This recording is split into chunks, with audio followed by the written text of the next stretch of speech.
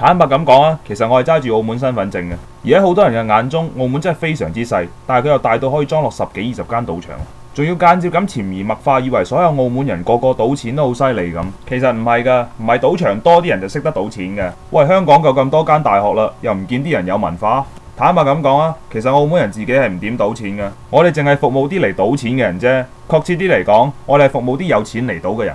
今時今日嘅澳門真係全民服務業㗎，比如話你睇到街邊有人力車啦，喂，我唔係講緊嗰啲人力3輪車啊，我係講緊嗰啲綠色小巴死火等人推啊。你再睇下沙圈，呢股服務業嘅氣氛已經感染埋大陸嘅佳麗落嚟服務大眾啦。為咗搞好澳門，我係好建議澳門推出南北一條龍嘅服務線嘅。嗱，喺澳門出發觀光，氹仔直入賭錢嫖妓，嫖完咯，輸晒錢咯，咪入路環坐監咯。喂，嫖妓喎，犯罪嚟㗎喎。不過如果你錢多，你包二奶包足365日，最多咪生活作風唔好，係道德問題。但係如果你冇錢，你嫖妓淨係嫖2個鐘，最少都罰款坐監啦，刑事問題嚟㗎。所以嫖完唔想坐監，咁你就只可以贏錢啦。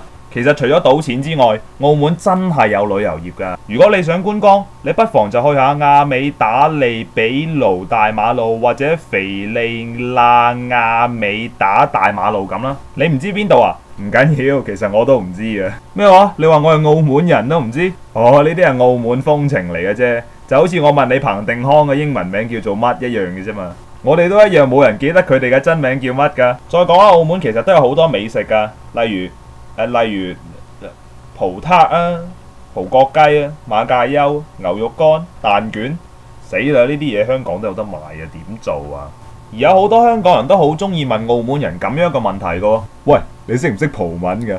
對於我嚟講呢，唯一認得嗰幾隻葡文就係巴士上落客嗰幾隻字啦。而且好坦白咁講啊，我唔覺得澳門係好有葡國文化㗎喎。因為我都未去過葡萄牙，點知啫？而我哋唯一有葡國背景嘅就係我哋大部分人都好中意 Figo 同埋 C 朗拿度，同埋啲銀紙叫葡紙啦。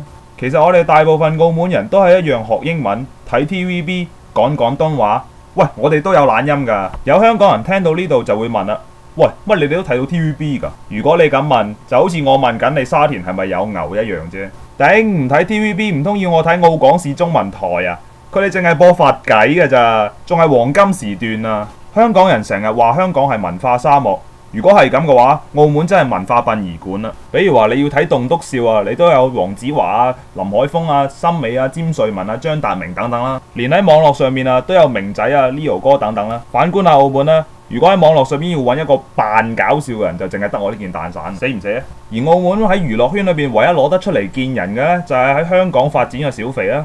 喺香港居住嘅何家千金啦，同埋嫁咗俾香港富翁嘅李嘉欣，乜鬼都係香港嘅頂。不過其實我哋都有威水嘅音樂人嘅，佢就係作好多首歌都唔紅，一紅就紅遍全中國嘅冼星海先生啦，紅到連國旗都紅埋啊，把唔把炮啊？而香港人最羨慕澳門人嘅就係莫過於每年都有錢派啦，係喎，話就話幾千咁俾，好過癮喎。嗱，今年又4000㗎啦，但係你諗下，無端端好地地做乜會俾錢俾你使啊？我問你啦。一個人喺咩時候會獻殷勤呢？結咗婚嘅女士就最清楚啦。你諗下，上一次你老公無端端送嘢俾你係咩時候？唔係佢做錯嘢，知道自己身有屎嗰陣啦。嗱，歐文龍呢個朵，就算你未聽過，起碼都有50萬澳門人識。作為澳門前運輸公務司嘅佢，貪污涉及金額多達8億400萬澳門幣啊！呢個仲係相信係打咗8折之後嘅數字。喂，平分俾50萬澳門人啊，每人都1700蚊啦，然後加多個23條，咪補多2300蚊俾你湊夠4000蚊咯。啲人都話今日嘅香港就係明日嘅台灣，咁我可以更肯定咁同大家講，今日嘅澳門就係冇明日嘅香港。澳門攞4000蚊做貪污揞口費，都係只係想傳達一個信息：香港勝在有 ICAC， 澳門弊在有貪污徇私。